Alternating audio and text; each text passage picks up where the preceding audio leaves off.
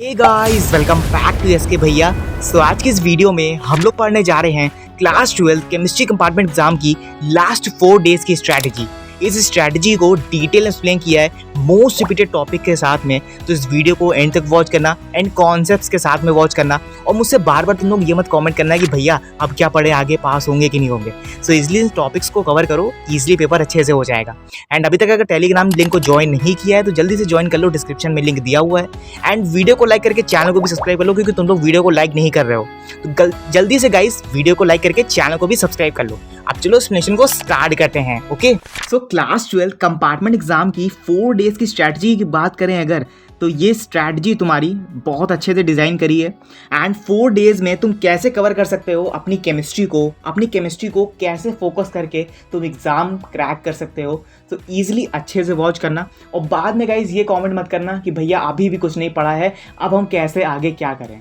देखो, hard work करने से ही सफलता मिलती है, ठीक है। जब हार्ड वर्क करोगे तभी सक्सेस मिलेगी, ठीक है। तो अच्छे से अभी भी टाइम है, अच्छे से क्लैरिटी के साथ पढ़ते चलो। जो टॉपिक्स बताया जा रहा है उसको एटलीस्ट अच्छे से पढ़ लो, ठीक है। तो चलो स्टार्ट करते हैं। तो देखो यहाँ पे तुम लोग 90+ स्कोर कर सकते हो, ठीक है। अब देखते हैं चलो कैसे स्कोर करना है। हमारी यहाँ पे फर्स्ट स्लाइड आती है सॉल्यूशन चैप्टर की, यानी डे 1 में तुम लोगों को 3 चैप्टर खत्म करना है, ठीक है। देख सकते हो यहाँ पे इजिली। आई होप कि तुम लोगों ने पढ़ रखा है। जिन स्टूडेंट्स ने नहीं भी पढ़ा है तो उनके लिए भी कोई डाउट की बात नहीं है, यहाँ पे इजिली अच्छे से कवर कर लोगे, ठीक है। यहाँ पे पैनिक मत करना। सॉल्यूशन चैप्टर में सबसे पहले पढ़ लो कि हेनरीज लॉ क्या होता है, ठीक है। कॉलिगेटिव प्रॉपर्टीज क्या क्या होती हैं, ऑस्मोटिक प्रेशर की डेफिनेशन पढ़ लो, एटलीस्ट उसका फॉर्मूला पढ़ लो, और एक एप्लीकेशन पढ़ लो, ठीक है। समझ में आ रहा है। एंड अब बात करें यहाँ पे डिफ्रेक्शन इन फ्रीजिंग पॉइंट की, ठीक है। एलिवेशन इन फ्रीजिंग पॉइंट क्या होता है उसकी डेफिनेशन पढ़ लो, ठीक है, और उसका फॉर्मूला याद कर लो, ठीक है। ये इंपॉर्टेंट है। अब बात करें यहाँ पे रॉड्स लॉ की, तो रॉड्स लॉ में तुम लोगों को यहाँ पे डेफिनेशन पता होनी चाहिए एंड इसका फॉर्मूला और एक एप्लीकेशन भी, क्योंकि एप्लीकेशन भी पूछी जाती है ना पेपर में, तो एटलीस्ट तुम लोगों को अगर पता होगी तो वहाँ पे तुम लिख दोगे। फिर बात करें यहाँ पे ideal solution and non ideal solution की, भैया ये क्या होता है इसको भी तुम लोग यहाँ पे डिटेल में पढ़ लेना कि जो रॉड्स लॉ को फॉलो करते हैं वो आइडियल सॉल्यूशन होते हैं, जो रॉड्स लॉ को फॉलो नहीं करते हैं वो नॉन आइडियल सॉल्यूशन होते हैं, ठीक है। अब बात करें यहाँ पे कंसंट्रेशन की कैलकुलेशन क्या होगी भैया। यहाँ पे देखो, कंसंट्रेशन की बात करें अगर, तो यहाँ पे molality, mole fraction and mass percentage का यहाँ पे डेफिनेशंस पढ़ लेना एटलीस्ट, क्योंकि कभी कभी पूछ लिया जाता है कि कंपार्टमेंट पेपर्स में कि भैया मोल फ्रैक्शन की डेफिनेशन बताओ। देखो, पेपर इतना हार्ड नहीं आता है, ठीक है। पेपर इजी रहेगा। अगर पेपर हार्ड बनाएंगे तो यार तुम लोग पास कैसे होगे फिर भाई। देखो, अगर पेपर बनाना है तो बोर्ड के हिसाब से पेपर बना दें, जैसे बोर्ड में पेपर आया था तो वैसे सेम ना उठा के कॉपी करते हैं, तो लेवल थोड़ा सा कम होता है, ठीक है, कंपार्टमेंट एग्जाम में, कि बच्चे पास हो जाएं। तो बात यही है कि यहाँ पे डेफिनेशंस पढ़ते चलना। देखो, डेफिनेशंस मैं बता दे रहा हूँ, बहुत से स्टूडेंट्स ने भी कमेंट किया था कि भैया डेफिनेशंस भी बता दो, तो डेफिनेशंस यहाँ बता दे रहा हूँ मैं तुम लोगों को। एनसीईआरटी में यहाँ पे लिखी हुई है सारी डेफिनेशंस। अगर नहीं लिखी है तो टेलीग्राम पे जाओ, टेलीग्राम पे नोट्स प्रोवाइडेड हैं, अच्छे से पढ़ लो जाके, ठीक है। अब बात करें यहाँ पे मास परसेंटेज की, तो ये भी कवर कर लेना तुम लोग, एंड इसका फॉर्मूला भी कवर कर लेना, क्योंकि इससे रिलेटेड अगर फॉर्मूले रन रहेंगे तो अगर तुम्हारे कोई क्वेश्चन भी आ गया तो क्वेश्चन में एटलीस्ट तुम लोग यहाँ पे फॉर्मूला तो मतलब प्रेजेंट कर सकते हो। अब बात करें यहाँ पे इलेक्ट्रोकेमिस्ट्री की, तो इलेक्ट्रोकेमिस्ट्री में तुमको फोकस करना है यहाँ पे इलेक्ट्रोकेमिकल सेल क्या होता है, गैल्वेनिक सेल क्या होता है, नेरिस्ट इक्वेशन क्या होती है, इलेक्ट्रोड पोटेंशियल क्या होता है, मोलर कंडक्टिविटी क्या होती है, कोलाश लॉ क्या होता है, फैराडेज लॉ क्या होता है, ठीक है। बैटरीज में प्राइमरी बैटरी, सेकेंडरी बैटरी, ठीक है। फ्यूल सेल क्या होता है।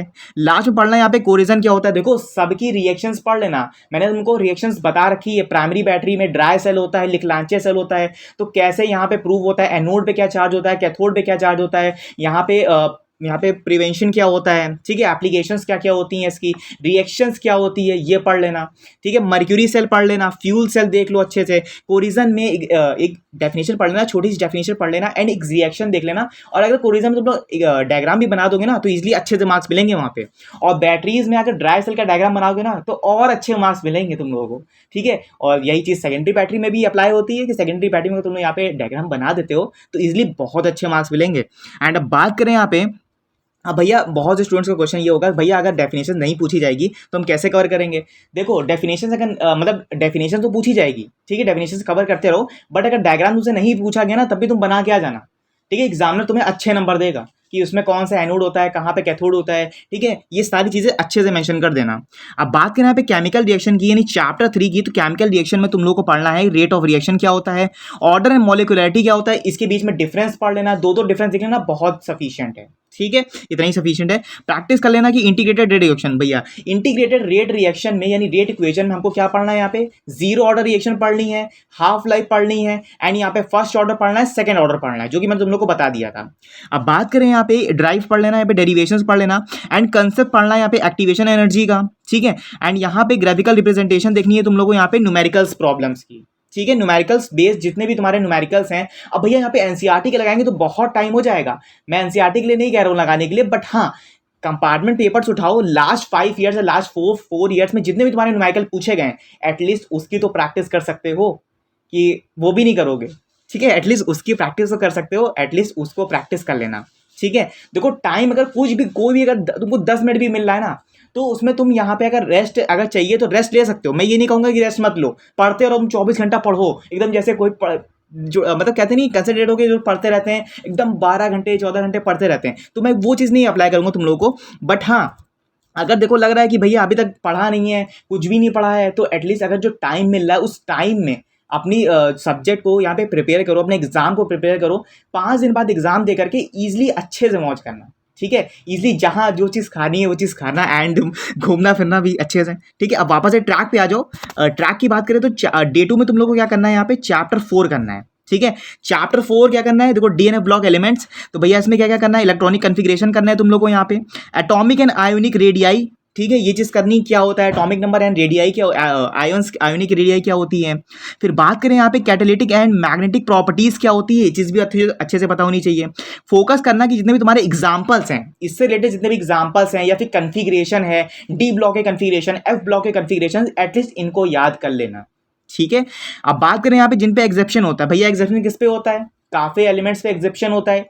सबसे पहला एग्जेप्शन तुम्हारा यही है जिंक कैडमियम मर्क्यूरी, ठीक है, इन पे एग्जेप्शन होता है, तो देख सकते हो यहाँ पे जिंक अच्छे से देख लेना, कैडमियम एंड यहाँ पे मर्क्यूरी, ठीक है, इन पे एग्जेप्शन होता है, तो अच्छे से देख लेना इनको। एंड अब बात करें यहाँ पे लैंथोनॉइड कॉन्ट्रैक्शन, भैया लैंथोनॉइड कॉन्ट्रैक्शन क्या होता है बता के थक गया हूँ गाइस, जिसमें तुम्हारा यहाँ पे एटॉमिक रेडियस होता है एंड यहाँ पे डी ऑर्बिटल्स में 5f एंड 4d सीरीज यहाँ पे अप्लाई होती हैं, उसी को कहते हैं यहाँ पे हम लैंथोनॉइड कॉन्ट्रैक्शन, ठीक है। अब बात करें भैया एक प्रिपरेशन तुम लोग को और पढ़ ली है यहाँ पे K2Cr2O7 यानी पोटेशियम डाइक्रोमेट एंड KMNO4 यानी पोटेशियम परमैग्नेट, दोनों की रिएक्शंस पढ़ ली है यहाँ पे, अच्छे से प्रिपेयर कर लेना, ये दो रिएक्शंस बहुत इंपॉर्टेंट है। हो सकता है तुमसे एमसीक्यू में पूछ लिया जाए, हो सकता है तुमसे यहाँ पे वन वर्ड में पूछ लिया जाए, और ये भी हो सकता है कि तुमसे यहाँ पे असर्शन रीजन में भी पूछ लिया जाए, ठीक है। एंड अब बात करें यहाँ पे इंटरस्टेशियल कंपाउंड्स की, भैया इंटरस्टेशियल कंपाउंड्स क्या क्या होते हैं ये भी पढ़ लेना, डेफिनेशंस पढ़ लेना इसकी, एलॉय फॉर्मेशन क्या होते हैं यानी कौन कौन से एलॉय होते हैं वो चीज़ भी पढ़नी है अच्छे से, ठीक है। अब चलो आगे बढ़ते हैं। आगे बात करें यहाँ पे डे 2 में तुम लोग को एक चैप्टर और भी करना है, यहाँ पे कोऑर्डिनेशन कंपाउंड भी करना है। अगर तुम एक चैप्टर मॉर्निंग में भी करते हो और एक चैप्टर तुम इवनिंग में करते हो तो इजिली तुम्हारे यहाँ पे 4 डेज में कंप्लीट हो जाएगी केमिस्ट्री पूरी, ठीक है। तो अच्छे से करना इजीली, मैं ये नहीं कह रहा हूँ कि पूरी एक दिन में खत्म करो, नहीं, इजीली अच्छे से पढ़ो, कंसेप्ट्स के साथ पढ़ो, क्लैरिटी रखो एंड क्वेश्चंस को भी सॉल्व करते रहो अच्छे से। अब बात करें यहाँ पे कोऑर्डिनेशन कंपाउंड की, कोऑर्डिनेशन कंपाउंड में देखो जो फर्स्ट टॉपिक आता है हमारा वो ये आता है वर्नर थ्योरी पढ़ना है, डिटेल में पढ़ना वर्नर थ्योरी क्या होती है, इसके नॉमेनक्लेचर्स क्या क्या होते हैं, एंड अब बात करें यहाँ पे इसके पोस्टुलेट्स क्या क्या थे, ठीक है। पोस्टुलेट्स बेसिकली एक देख लेना या 2 देख लेना, उतना सफिशिएंट है। IUPAC नेम की प्रैक्टिस कर लेना, ठीक है, चाहे वो वर्ड्स में लिखे हों या फिर नॉर्मल जो कंपाउंड दिया जाता है उसमें लिखे हों IUPAC नेम, तो उसकी प्रैक्टिस कर लेना। एंड अब बात करें यहाँ पे कॉम्प्लेक्स आयन की, तो कॉम्प्लेक्स आयन की भी एक बार प्रैक्टिस कर लेना, ठीक है, कौन कौन से आयंस कहाँ कहाँ कंपाउंड पे लगते हैं एंड किन पे चार्ज निगेटिव होता है किन पे चार्ज पॉजिटिव होता है, ठीक है। बॉन्डिंग थ्योरीज की बात करें भैया VBT और CFT तुम लोग को समझ में नहीं आ रहा है क्या, VBT मतलब होता है वैलेंस बॉन्ड थ्योरी, CFT का मतलब होता है क्रिस्टल फील्ड थ्योरी, भैया ये तो पता है, थोड़ा डिटेल में तो बताओ। देखो वैलेंस बॉन्ड थ्योरी हमारे यहाँ पे प्रेडिक्ट करती है ज्योमेट्री को, यानी बताती है ज्योमेट्री क्या है उसकी, ठीक है, उसका पैरामैग्नेटिक मूवमेंट क्या है, ठीक है, मैग्नेटिक प्रॉपर्टी क्या है, ठीक है, ये चीज बताती है हमारी वैलेंस बॉन्ड थ्योरी। अब बात करें यहाँ पे क्रिस्टल फील्ड थ्योरी की, तो क्रिस्टल फील्ड थ्योरी हमारा क्या बताता है यहाँ पे, एंड बताती है यहाँ पे स्प्लिटिंग है कि नहीं है, भैया स्प्लिट कर रही है क्या नहीं, यानी स्टेट यानी एक सेकेंड रुकना, सिस और ट्रांस, ठीक है। सिस और ट्रांस यहाँ बताती है, एंड कलर कॉम्बिनेशन बताती है, यहाँ पे स्टेबिलिटी बताती है कॉम्प्लेक्सेस की, CFT carbon field theory, carbon की जो फील्ड है तो वो बताती है यहाँ पे हमको किसकी, स्टेबिलिटी बताती है, कॉम्प्लेक्स की, स्प्लिटिंग बताती है, कलर बताती है। अब बात करें यहाँ पे आइसोमेरिज्म की एंड एप्लीकेशंस की, तो आइसोमेरिज्म एंड एप्लीकेशंस की बात करें यहाँ पे तो डिफरेंट टाइप्स के जो आइसोमेरिज्म है वो उसकी प्रैक्टिस कर लेना, यहाँ पे स्ट्रक्चर्स देख लेना, यहाँ पे स्टीरियोमेरिज्म, स्टीरियो आइसोमेरिज्म्स के, ठीक है। प्रैक्टिकल बेसिकली यहाँ पे कुछ प्रैक्टिस कर लेना, बहुत से कंपाउंड्स मैंने प्रोवाइड भी किए हैं तुम लोगों को, तो उसकी प्रैक्टिस कर लेना। एंड एप्लीकेशंस की बात करें अगर, तो कोऑर्डिनेशन कंपाउंड में जितनी भी एप्लीकेशन थी, medicine industry and qualitative analysis यानी CFT VBT में लास्ट में लिखा होगा देखना, उसकी प्रैक्टिस एटलीस्ट कर लेना, क्योंकि वहां से भी क्वेश्चंस काफी बन जाते हैं कंपार्टमेंट में। चलो आगे बढ़ते हैं। आगे हमको डे 3 में करना भैया ऑर्गेनिक केमिस्ट्री। देख लो ऑर्गेनिक केमिस्ट्री में भैया हमको यहाँ पे हेलो एल्केन्स और हेलो अरीन्स एंड यहाँ पे एल्कोहल फिनोल एंड ईथर यानी 2 चैप्टर्स। सो यहाँ पे भी हमको 2 चैप्टर्स कवर करने हैं। Haloalkanes and haloarenes में हमको पढ़ना है यहाँ पे नोमेनक्लेचर एंड उसके स्ट्रक्चर्स, यानी जितनी भी तुम्हारी नेमिंग रिएक्शंस है या फिर कह सकते हो जितने भी तुम्हारे स्ट्रक्चर्स हैं उनको यहाँ पे कवर करना है। एंड बात करें यहाँ पे रिएक्शंस की, तो रिएक्शन हमने 2 रिएक्शन पढ़ रखी है, SN1 रिएक्शन, SN2 रिएक्शन की, इसकी मैकेनिज्म देख लेना, ठीक है। मैकेनिज्म पढ़ लेना, बहुत ही छोटी मैकेनिज्म है, ठीक है। ये किस रिएक्टिविटी पे काम करता है वो चीज़ देख लेना, ठीक है। किसमें रिएक्शन फास्टर होती है, किसमें रिएक्शन लोअर होती है, वो चीज़ भी यहाँ पे अच्छे से पढ़ लेना, ठीक है। Factor affecting the reactivity, factor affecting की रिएक्टिविटी क्या होगी वो चीज़ देखना है अच्छे से। एंड बात करें यहाँ पे एलिमिनेशन रिएक्शन की, एलिमिनेशन रिएक्शन तुम्हारी डार्क डार्क रिएक्शन होती है, ठीक है। इसको देख लेना अच्छे से, यानी एक ऑर्थो और एक तुम्हारे यहाँ पे मेटा और पैरा पे लगता है तुम्हारे यहाँ पे हेलोजन, ठीक है। वो चीज़ देख लेना। एलिमिनेशन रिएक्शन, सेट-जेफ रूल पढ़ना है, ठीक है। इंपॉर्टेंट जो नेमी रिएक्शन जो यहाँ पे मेंशन नहीं है, जो नेमी रिएक्शन मैंने प्रोवाइड करी है एक PDF बना के, वो चीज़ नेमी रिएक्शन अच्छे से लगा लो, क्योंकि वही नेमी रिएक्शन इंपॉर्टेंट है, ठीक है। और कोई नेमी रिएक्शन नहीं आएगी कहीं से, वही जो PDF मैंने प्रोवाइड करा है वीडियो में उसको पढ़ लो, टेलीग्राम पे PDF अपलोडेड है, वो नेमी रिएक्शन अच्छे से प्रैक्टिस करो। अभी भी अगर प्रैक्टिस करोगे तो ईजिली तुम वो नेमी रिएक्शन सारे प्रैक्टिस कर लोगे। अब बात करें यहाँ पे हेलो एल्केन्स हेलो अरीन्स की, तो सबसे पहले प्रिपरेशन करनी है तुमको यहाँ पे मेथड्स की, ठीक है। जितनी तुम्हारी नेमी रिएक्शंस है भैया हेलो एल्केन्स है हेलो अरीन्स में, जितनी तुम्हारी नेमी रिएक्शन मैंने प्रोवाइड करी है PDF के अंदर, बस वो तुम लोग को यहाँ पे दिमाग में रखना है, पेपर तक रखो, उसके बाद निकाल के फेंक देना, ठीक है। उसके बाद हटा देना, हर चीज़ छूना ही मत, तुम रिएक्शंस को देखना ही मत, ठीक है। बस अभी पढ़ लो अच्छे से, अभी तुम लोग को इंपॉर्टेंट है पढ़ना, ठीक है। अभी अच्छे से पढ़ो। एंड अब बात करें यहाँ पे सेकंड पॉइंट की, सेकंड पॉइंट में देखो लिखा हुआ है फिजिकल प्रॉपर्टीज। फिजिकल प्रॉपर्टीज में ध्यान रखना कि बॉइलिंग पॉइंट और सॉल्युबिलिटी क्या होता है, ठीक है। इन्फ्लुएंसेस ऑफ हाइड्रोजन बॉन्डिंग क्या होती है, ठीक है, वो भी पता होना चाहिए यहाँ पे। Study the chemical reaction, chemical reaction के बारे में स्टडी कर लेना। एंड यहाँ पे जितनी भी तुम्हारी नेमी रिएक्शन है उसको पढ़ना है। रीमा टीमा रिएक्शन हो गई, विलियम सिंथेसिस रिएक्शन हो गई, तो एग्जाम्पल मैंने डाल दिया है यहाँ पे, ठीक है। मैकेनिज्म पढ़ लेना इन सब की, यहाँ पे मैकेनिज्म भी इंपॉर्टेंट है, ठीक है। अब बहुत ज़्यादा ही इंपॉर्टेंट है, ठीक है, ये सब चीज़ें। एंड अच्छे से पढ़ोगे तो ईजिली अभी भी हो जाएगा अच्छे से। और बहुत से स्टूडेंट्स भाई अभी भी ये कमेंट करेंगे कि भैया अब क्या पढ़ें अच्छे से, अभी भी नहीं समझ में आ रहा है, तो भाई उनके लिए मैं कुछ भी नहीं कर सकता फिर, ठीक है। उनके लिए मैं कुछ भी नहीं कर सकता, मैं क्या भाई कोई नहीं कुछ कर सकता फिर, ठीक है। क्योंकि इसीलिए मैं कह रहा हूँ अभी भी टाइम है, अच्छे से पढ़ो, ठीक है। टाइम बिल्कुल मत वेस्ट करो, क्योंकि टाइम वैसे ही बहुत कम है, ठीक है। तो ईजिली अच्छे से अगर एक चीज़ भी पढ़ोगे ना, अच्छे से मंगा के पढ़ोगे तो ईजिली खत्म हो जाएगी पूरी केमिस्ट्री, ठीक है। हार्ड नहीं है इतनी। चलो आगे देखते हैं। आगे हमको डे 3 में एक चीज़ और कवर करनी है यहाँ पे, एमाइंस चैप्टर, ठीक है। ऑर्गेनिक केमिस्ट्री में जो एमाइंस चैप्टर है बस वो कवर करना है हमको यहाँ पे डे 3 में। बस haloalkanes and haloarenes cover करना है, एल्कोहल फिनोल ईथर कवर करना है, alcohol phenol and ether, and फिर कवर करना है हमको यहाँ पे एमाइंस चैप्टर। अब एमाइंस चैप्टर में हमको यहाँ पे एल्डिहाइड भी आता है, देखो यहाँ पे एल्डिहाइड कीटोन कार्बोक्सिलिक एसिड। भैया एक दिन में 4 चैप्टर कैसे होंगे, देखो इजीली हो जाएंगे। 2 चैप्टर तुम यहाँ पे इजीली मॉर्निंग में कर लो, एंड 2 चैप्टर इजीली तुम यहाँ पे इवनिंग में कर लो, ठीक है। इजीली हो जाएगा, अगर 2-2 घंटे भी करोगे एक चैप्टर को तो इजीली खत्म हो जाएगा। एंड अब बात करें यहाँ पे क्या क्या चीज़ पढ़नी है एल्डिहाइड कीटोन कार्बोक्सिलिक एसिड में, तो सबसे पहले प्रिपरेशन पढ़ लेना, जो मैथड्स बताए हैं, ठीक है, वो प्रिपरेशन पढ़ लेना यहाँ पे। एंड फिर पढ़ना है हमको यहाँ पे इनकी कुछ रिएक्शंस, यानी जो इनकी नेमिंग रिएक्शंस है उनको पढ़ना है। यहाँ पे न्यूक्लियोफिलिक एडिशन रिएक्शन पढ़नी है, ऑक्सीडेशन पढ़ना है, रिडक्शन पढ़ना है, एंड यहाँ पे एसिडिटी पढ़नी है कार्बोक्सिलिक एसिड की। एंड फिर यहाँ पे पढ़ना है तुम लोगों को नेमिंग रिएक्शन, जितनी भी तुम लोगों को नेमिंग रिएक्शन प्रोवाइड करी है उस PDF में, यानी जो वीडियो प्रोवाइड हो चुकी है अभी 2 दिन पहले, उसको अच्छे से पढ़ लेना, वो PDF बहुत इंपॉर्टेंट है, ठीक है। एल्डोल कंडेंसेशन रिएक्शन जो है वो भी यहाँ पे पढ़नी है, बहुत इंपॉर्टेंट, देखो बार बार रिपीट हुई है। कैनिजारो रिएक्शन है, HVZ रिएक्शन यानी हॉल, यानी जो HV रिएक्शन है तुम्हारी यहाँ पे हॉल नहीं, हेल वजार्ड जेलेस्की रिएक्शन, ठीक है, समझ में आ गया। एंड ये जो रिएक्शंस है, नेमिंग रिएक्शंस, वो बहुत इंपॉर्टेंट है। अब बात करें यहाँ पे एमाइंस चैप्टर की, तो एमाइंस चैप्टर में तुम लोगों को पढ़ना है पे प्रॉपर्टीज एंड रिएक्शंस। एंड यहाँ पे लिखा हुआ है नोमेनक्लेचर। तो नोमेनक्लेचर में सबसे पहले classification, primary, secondary and tertiary amines क्या क्या होते हैं, यहाँ पे प्रिपरेशन करनी है यहाँ पे उन मेथड्स की, जैसे गैब्रियल पेक्सलमाइड जो रिएक्शन है तुम्हारी सिंथेसिस रिएक्शन, वो कवर करना है। हॉफमैन ब्रोमाइड डिग्रेडेशन रिएक्शन है, ये कवर करनी है। एंड फिजिकल प्रॉपर्टीज में बात करें अगर, तो केमिकल रिएक्शन में तुम्हारा आता है यहाँ पे nitrous acid, carbylamine test, and practice करना है डिस्टिंग्विश टेस्ट की एंड हिंसबर्ग टेस्ट की।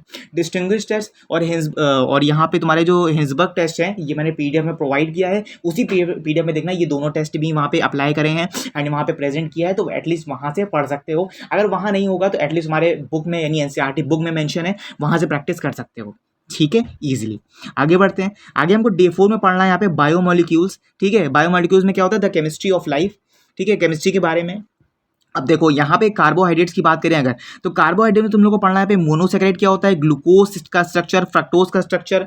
ठीक है, एंड यहाँ पे बात करेंगे डाइसेकेराइड क्या होता है, सुक्रोज एंड लैक्टोज का रिएक्शन, क्या रिएक्शन नहीं कह सकते, बट हाँ इसकी जो प्रोसेस होती है वो कैसे होती है, क्या क्या मॉलिक्यूल लेते हैं, क्या कंपाउंड लेते हैं। एंड यहाँ पे तुम्हारा पॉलीसेकेराइड की डेफिनेशन एंड उसका वन एग्जाम्पल। स्टार्च यहाँ पे सेल्यूलोज क्या होता है, यहाँ पे वो चीज़ पढ़ ली है। स्ट्रक्चर देख लेना इन सबके कि ग्लूकोज कैसे बनाते हैं, हम कैसे प्रेफर करते हैं यहाँ पे ग्लूकोज को, फ्रक्टोज को, सुक्रोज को, इसका एग्जाम्पल इंपॉर्टेंट है। अब बात करें यहाँ पे क्लासिफिकेशन की, तो क्लासिफिकेशन में यही चीज़ पता होनी चाहिए, यहाँ पे सेम चीज़ यहाँ पे प्रेजेंट करी गई है। ठीक है, बायोलॉजिकल रोल्स यहाँ पे प्रेजेंट करे गए हैं, एटलीस्ट उसको अच्छे से पढ़ लेना।